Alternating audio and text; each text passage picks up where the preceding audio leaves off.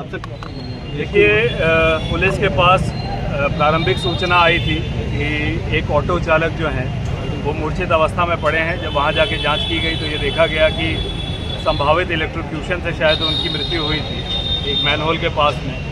वहाँ पर कतिपय लोगों द्वारा ये भी बताया गया था कि हो सकता है कि मैनहोल के अंदर कोई गया होगा। इस संबंध में फिर जिलाधिकारी महोदय के निर्देशानुसार यहाँ पर एसडीएम साहब की, ईओ साहब की, पुलिस की, फायर की और अब पीएसी फ्लड कंपनी की सभी टीमें लग के सभी हमारे सीवर सिस्टम को चेक कर रही हैं कि कहीं कोई ऐसी स्थिति तो है नहीं कि कोई कहीं मैनहोल में गया हो।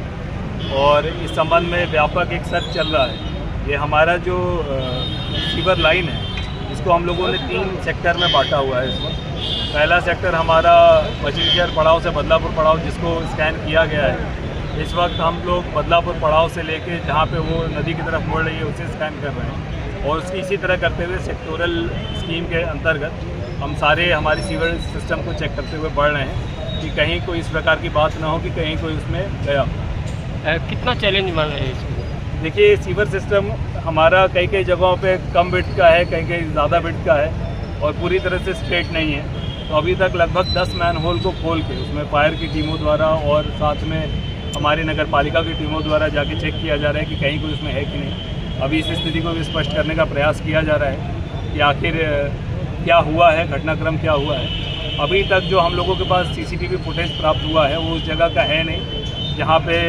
घटना बताई जा सकती है कि यहाँ पे हुआ होगा।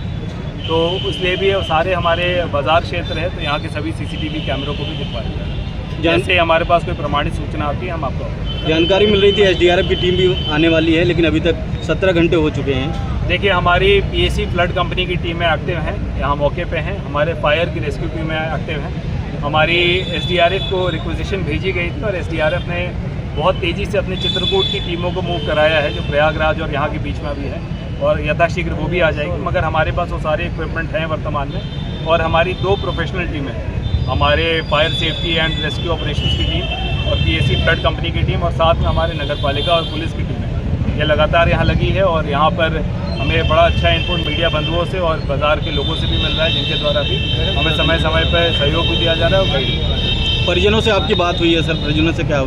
देखिए, परिजन जिनको संदेह है कि कहीं उनकी बालिका या उनका बालक अंदर न गया हो, एक लगभग 22 वर्षीय युवती के अभी तक गुमशुदा हमने पंजीकृत करके उनको भी तलाश रहे हैं। उनको भी इस संबंध में संदेह है कि आखिर कहाँ गया। 5:18 के आसपास के सीसीटीवी फुटेज में जो हमारा ऑटो चालक वाला घटना स्थल है उससे लगभग 10-15 मीटर की दूरी पर वो देखे थे। तो उसको भी हम लोग गहनता से उनके सभी बिंदुओं पर